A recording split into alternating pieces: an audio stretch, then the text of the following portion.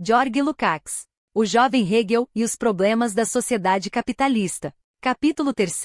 Fundamentação e defesa do idealismo objetivo, Iena, de 1801 a 1804. 5. A economia política no período de Iena. Nos manuscritos econômicos e filosóficos, ao criticar fortemente a fenomenologia do espírito, Marx caracteriza com precisão a grandeza e os limites da posição de Hegel diante da economia política. Início da citação de Karl Marx, abre aspas, Hegel permanece no ponto de vista da economia política moderna, considera o trabalho como a essência humana que se afirma, enxerga apenas o lado positivo do trabalho e não o negativo. O trabalho é, em si, a formação do homem dentro da estrutura da alienação, isto é, como pessoa alienada. Fecha aspas.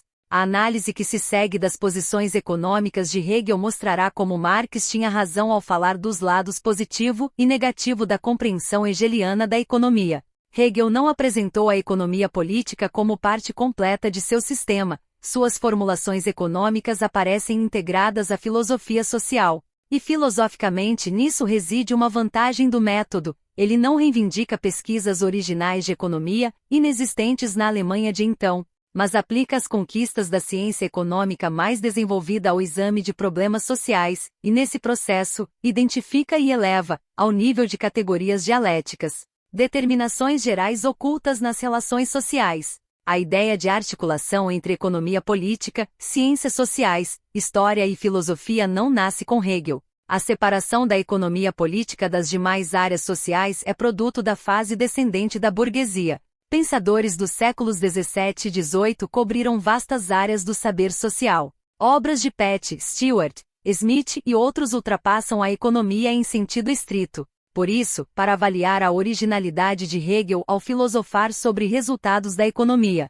é preciso investigar a história da interação entre economia política e filosofia na época moderna, e mesmo em Platão e Aristóteles. Falta, entretanto, um desenvolvimento prévio suficiente nesse campo. As observações dos clássicos do marxismo-leninismo que tangenciam o tema não foram aproveitadas. Ainda assim, é possível delinear com relativa precisão a direção dessa originalidade hegeliana.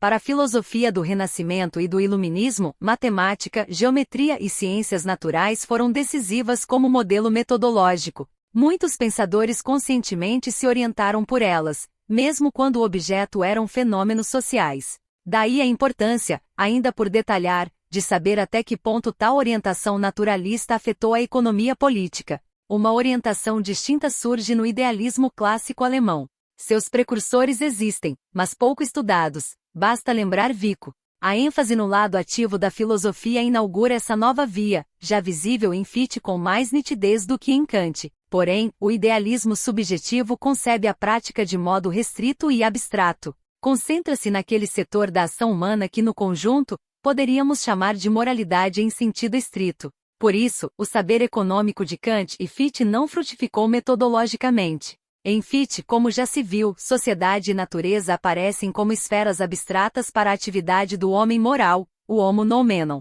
Elas surgem para ele, como negatividade frente à moral e como opostas a essa atividade, e por isso não chegam a ser examinadas segundo suas leis específicas. O estado comercial fechado comprova a leitura que fez dos fisiocratas. Mas as ideias centrais do ensaio são a aplicação rigorosa de princípios morais fichtianos a toda a vida pública, uma espécie de ditadura da moralidade, de coloração jacobina, sobre a existência social. Kant pensa de maneira mais ampla e flexível do que Fichte, mas também não ultrapassa, na filosofia social, o nível de contrastes abstratos. Ele conhecia Smith e, graças a isso, tinha noção da sociedade burguesa moderna. Entretanto, ao aplicar esse conhecimento, cai em oposições vazias. Em a ideia de uma história universal sob um ponto de vista cosmopolita, ao investigar filosoficamente o progresso, conclui: a natureza dotou o homem do antagonismo da sociabilidade hostil, que superando paixões, impele ao progresso.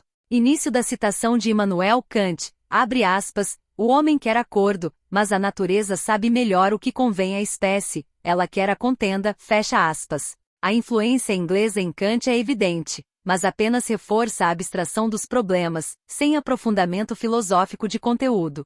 O resultado é o mal infinito de um progresso sem fim. Ao examinar a crítica de Hegel à ética do idealismo subjetivo, vimos que ele ataca justamente essa estreiteza moral, a oposição rígida entre os lados subjetivo e objetivo da atividade histórico-social. Para Hegel, portanto, economia política significa outra coisa que não o que significava para Kant e Fichte. É a forma mais direta e evidente da atividade social humana. Suas categorias fundamentais, por isso, se deixam desenvolver com maior clareza na economia política. No período de Frankfurt já notamos o impacto decisivo do conceito de Adam Smith, que toma o trabalho como categoria central. Os princípios da filosofia da história hegeliana daí decorrentes, sistematizados na fenomenologia do espírito, foram descritos por Marx nos manuscritos de 1844. Início da citação de K. Marx, abre aspas, a grandeza da fenomenologia e seu resultado, a dialética da negatividade como motor e princípio gerador, reside em considerar a autocriação do homem como processo, a objetivação como alienação e a superação dessa alienação, captando assim a essência do trabalho e entendendo o homem objetivo, real, como produto de seu próprio trabalho, fecha aspas. Quando Hegel analisa a sociedade, ele tem em mente a sociedade moderna, não uma cópia mental da Alemanha atrasada, embora isso às vezes transpareça. Pensa a sociedade burguesa em sua forma mais desenvolvida, resultante da Revolução Francesa e da Revolução Industrial Inglesa. A partir do conhecimento dessa sociedade e do papel da atividade humana, Hegel procura superar o dualismo kantiano-fichtiano entre subjetividade e objetividade, interior e exterior, moral e direito, visando compreender o ser humano concreto, social, na integralidade de sua atividade.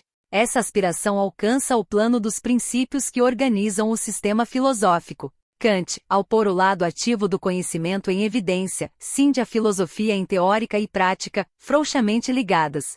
A sublimação idealista da moralidade impede desvelar, filosoficamente, a interação concreta entre conhecimento e prática. Fichte aprofunda o abismo. Schelling busca uma restauração da relação dialética, mas seu desinteresse pelos problemas sociais, o conhecimento insuficiente do tema e a falta de crítica consciente às premissas kantianas e fichtianas não lhe permitem a virada decisiva. Hegel a realiza nesse período, partindo do conceito de trabalho em Adam Smith, trabalhado econômica, social e filosoficamente. Mais adiante veremos seus limites e por que, dadas suas pressuposições, ele não poderia concluir o movimento até o fim.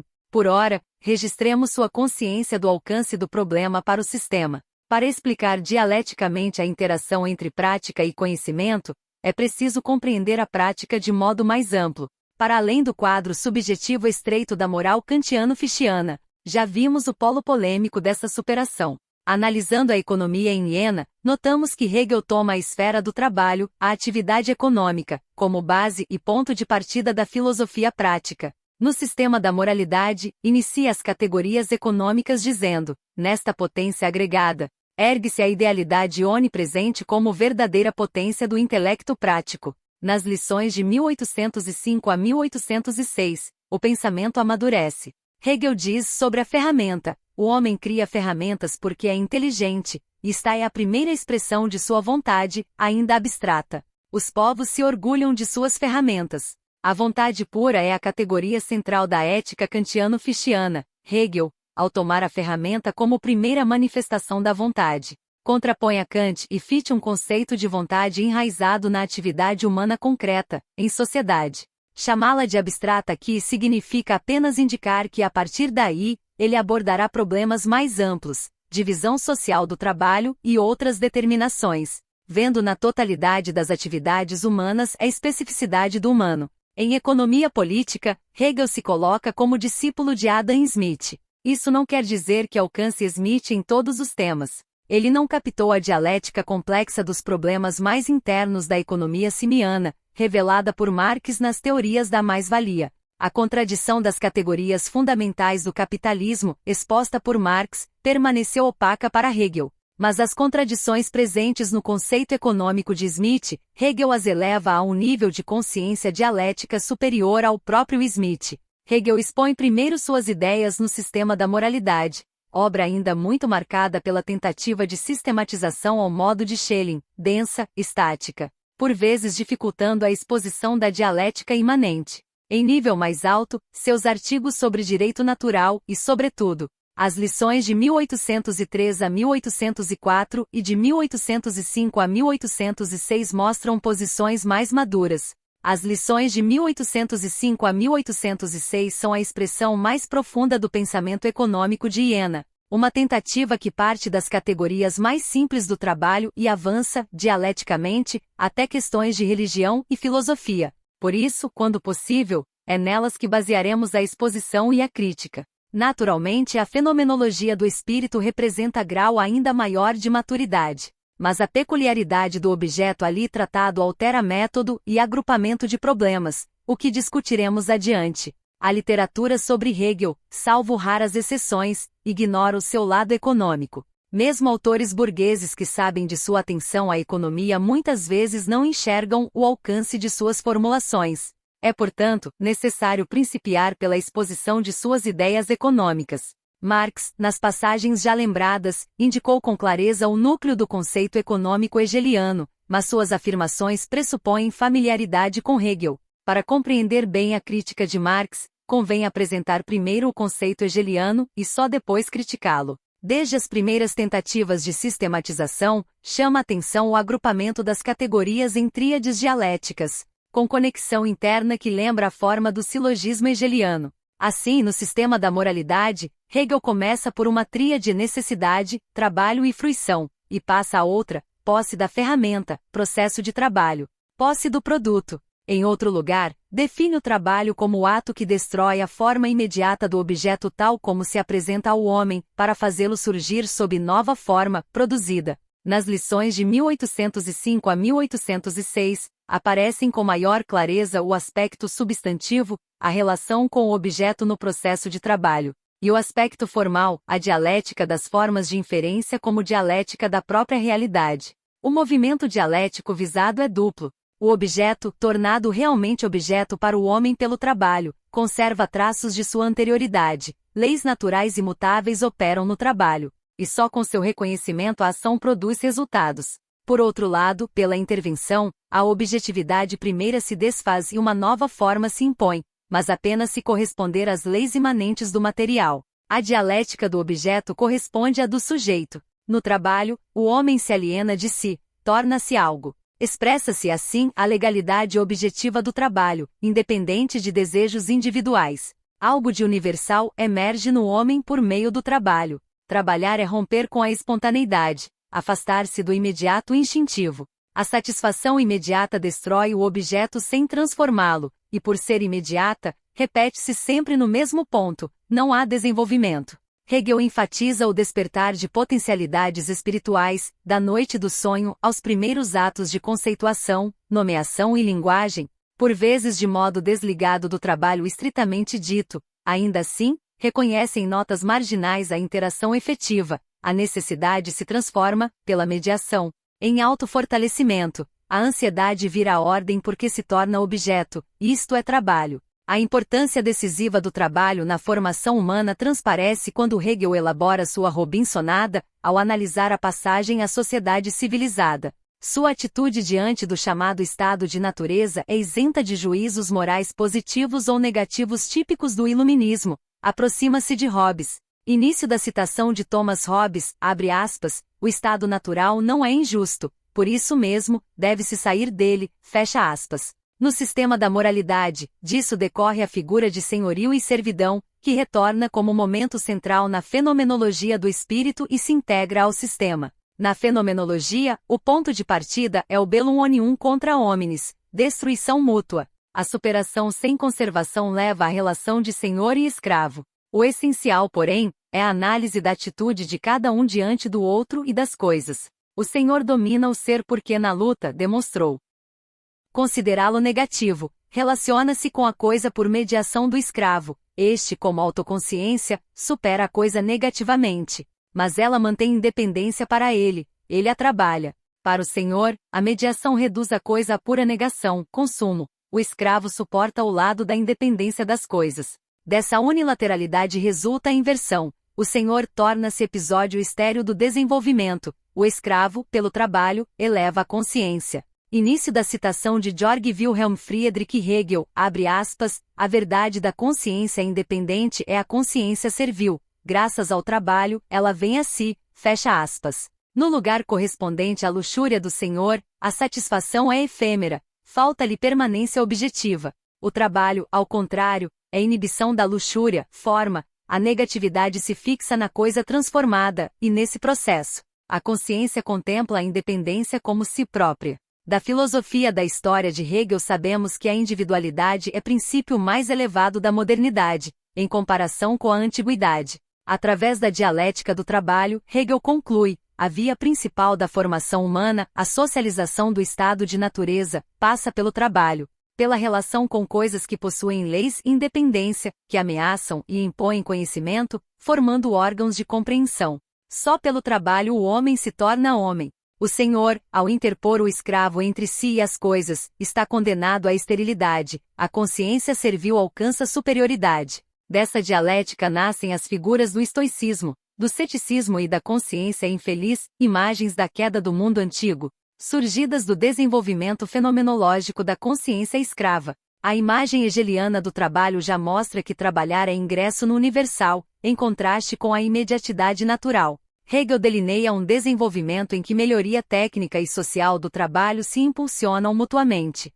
Por um lado, deduz as ferramentas da dialética do fazer. Em seguida, ao utilizar as leis da natureza por meio das ferramentas, prepara o salto à máquina. Por outro lado, mostra como determinações sociais do trabalho conduzem à crescente divisão social, à especialização, ao distanciamento entre tipos de trabalho e à satisfação direta de necessidades. As duas linhas se articulam. Como discípulo de Smith, Hegel sabe que o aperfeiçoamento técnico envolve divisão desenvolvida do trabalho, e que a melhoria das ferramentas e o aparecimento de máquinas, por sua vez, alimentam essa divisão. Nas lições de 1805 a 1806, ele descreve a passagem: as necessidades são múltiplas, as coisas que as satisfazem são processadas. A universalidade interna aparece como forma. O processamento se multiplica, do lado da consciência, é um fazer, no elemento da universalidade, torna-se trabalho abstrato. O indivíduo, ao produzir, não satisfaz todas as suas necessidades, seu trabalho excede suas necessidades e atende às de muitos,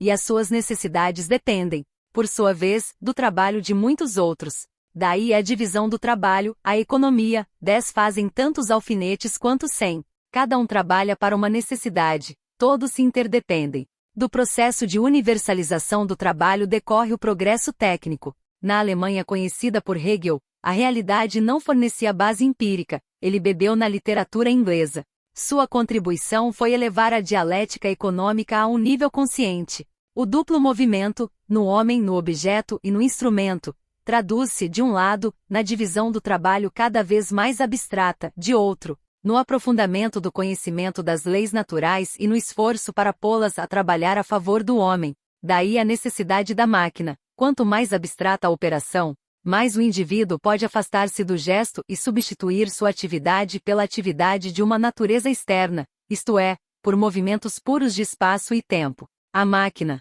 Hegel, discípulo de Smith e de Ferguson, não só como economista, mas como humanista, descreve objetivamente o desenvolvimento.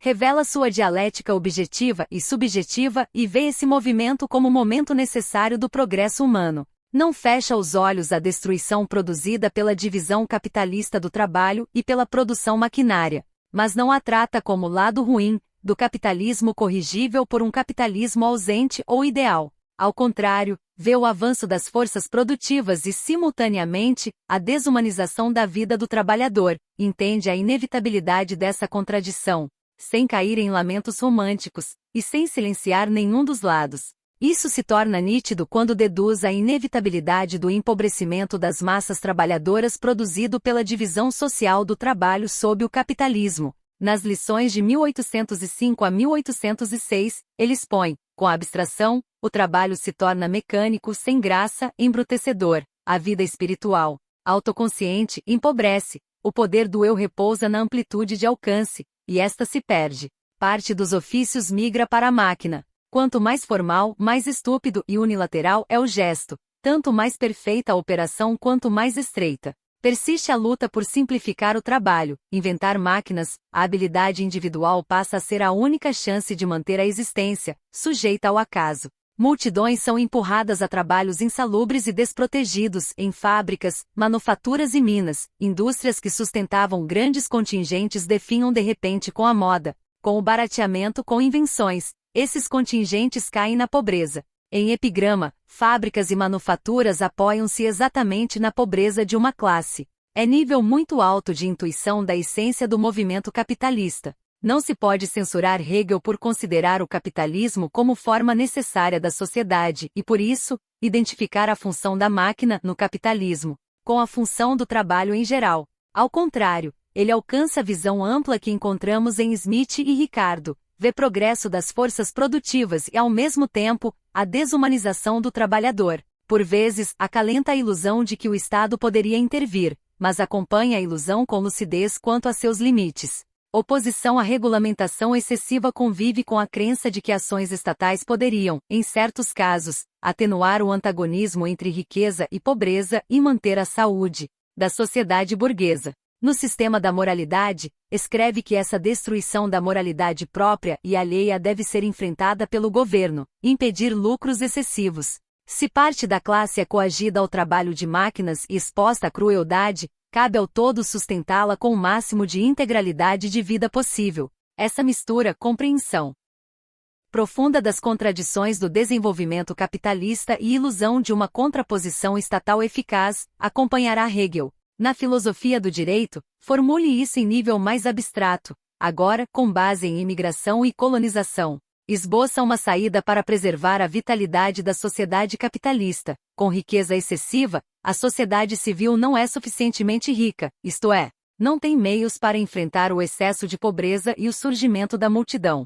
A sociedade capitalista surge, então, como um todo objetivo, que se move por suas próprias leis. No sistema da moralidade, Hegel descreve o sistema econômico, o sistema das necessidades, como um todo inconsciente, cego de carências e formas de satisfação. Não está no incognoscível, pode ser conhecido porque o universal do valor se compõe, em última instância, de átomos, de relações entre indivíduos que diferem apenas em grau. Pela natureza do processo com flutuações, mantém-se o equilíbrio. Quando se rompe por circunstâncias externas, procura-se a restauração.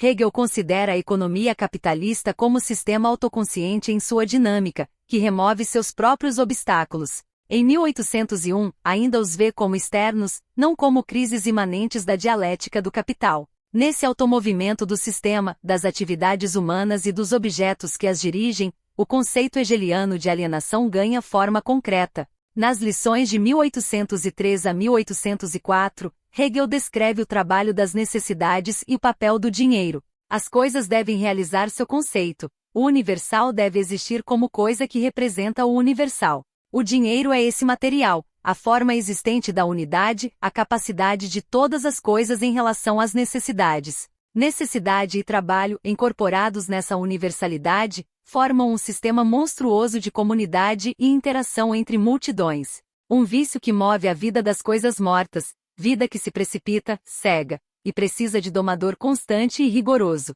Essa vida automóvel aparece como nova positividade, isto é, alienação. O trabalho não apenas humaniza, não apenas funda a sociedade e seu sistema de interações, como também constitui um mundo tornado externo e estranho ao homem. Nessa duplicidade, o mundo que domina o indivíduo é, essencialmente, produto dele próprio, reside a fertilidade e o perigo idealista do conceito de alienação. Graças a ela, o conceito pôde servir de base à forma mais alta de dialética na tradição burguesa, mas, universalizado idealisticamente, corre o risco de ser recolhido ao sujeito, como se a reconciliação pudesse ocorrer sem transformação real das relações sociais. Socialmente, o pensamento hegeliano não transpõe os limites do capitalismo, sua doutrina não projeta utopia concreta, enquanto sua dialética idealista converte a história em grande utopia filosófica, o retorno da alienação ao sujeito, a transformação da substância em sujeito. Hegel resume de modo simples, nas lições de 1805 a 1806, no trabalho faço-me diretamente coisa, uma forma existente. E também alieno meu ser, tornando-o estranho a mim, mantendo-me nele. A discussão leva à troca e ao dinheiro. Nessas questões Hegel permanece, em linhas mestras, com Adam Smith. Mas sabemos, pela crítica de Marx, que aí as contradições de Smith aparecem com mais força. A dependência de Hegel não lhe traz as mesmas vantagens que no tema do trabalho. A Alemanha não lhe oferecia capitalismo suficientemente desenvolvido para, por observação própria, contrapor-se criticamente a Smith. Sua grandeza está em não se prender à realidade alemã atrasada, sua análise visa generalizações filosóficas extraídas da literatura inglesa. Às vezes, segue servilmente categorias complexas da economia burguesa sem reconhecer suas contradições internas. Outras vezes recua a observações compatíveis com o nível econômico alemão. Isso se manifesta quando toma o comércio e o comerciante como figuras centrais do desenvolvimento capitalista, mesmo quando capta corretamente a concentração de capital. Fala da riqueza como massa que se torna poder, ponto de atração que reúne tudo em seu campo. Em muitos trechos, quando pensa concentração e grande capital, pensa capital comercial. No sistema da moralidade, chama o estado comercial de momento mais alto da universalidade na vida econômica. Tal perspectiva é compreensível se lembrarmos que a maior indústria alemã, a tecelagem, organizava-se pelo sistema de hipotecas e colocações. Daí as flutuações na definição de valor. Hegel nunca apreendeu o ponto decisivo da teoria clássica do valor, a exploração do trabalhador na produção industrial. Reconhece o antagonismo entre riqueza e pobreza, algo já observado por publicistas ingleses e franceses, que tampouco possuíam uma teoria do valor-trabalho. Em lições posteriores, lemos: custo é minha opinião sobre a coisa. Em outros trechos, busca objetividade. A essência do valor é a igualdade de uma coisa com outra. O valor em si é a igualdade como abstração medida ideal. A medida empírica, encontrada na realidade, é o preço. Essas oscilações e a confusão entre categorias econômicas e jurídicas não o impedem de seguir seriamente a dialética entre objetivo e subjetivo, universal e particular, conferindo às categorias mobilidade para nós, e não apenas em si. Só muito mais tarde, em Engels jovem, a construção e conexão dialéticas das categorias econômicas reaparecerão em outro patamar. Ao analisar a troca, Hegel descreve o conceito que se move por si mesmo, destruindo-se no contrário, acolhendo o oposto e determinando o anterior como ideal e o novo como real. A dialética das categorias se evidencia ainda mais no dinheiro. A estrutura econômica da sociedade capitalista encontra para ele sua expressão mais acabada no comércio. Sobre o dinheiro, escreve: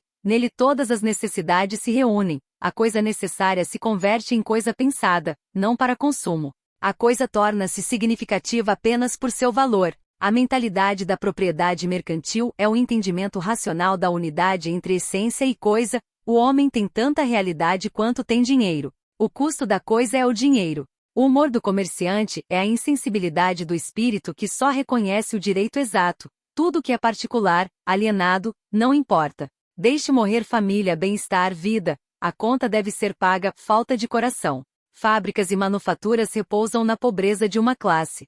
O espírito tornou-se objeto de si mesmo em sua abstração, o interior autoprivado do eu, e o dinheiro é sua existência. Aqui, Hegel eleva-se acima de muitos economistas do século XVIII que viam no dinheiro apenas relação, não coisa. Ele pressente o problema que Marx chamará de fetichismo, destaca a materialidade do dinheiro e, ao mesmo tempo, percebe que sua essência última é uma relação social, ainda que idealizada como eu. Assim se configuram no período de Iena, a economia política em Hegel, o trabalho como núcleo, a divisão social como motor, a técnica como mediação, a máquina como salto, a pobreza como contraface necessária, o comércio e o dinheiro como formas superiores de universalidade abstrata e alienação, e o Estado como instância a um só tempo limitada e ilusoriamente capaz de mitigar antagonismos, um sistema que se move por sua própria legalidade, cuja compreensão exige a dialética entre objetividade das coisas e atividade humana que as produz, e ao produzi-las, produz a si mesma.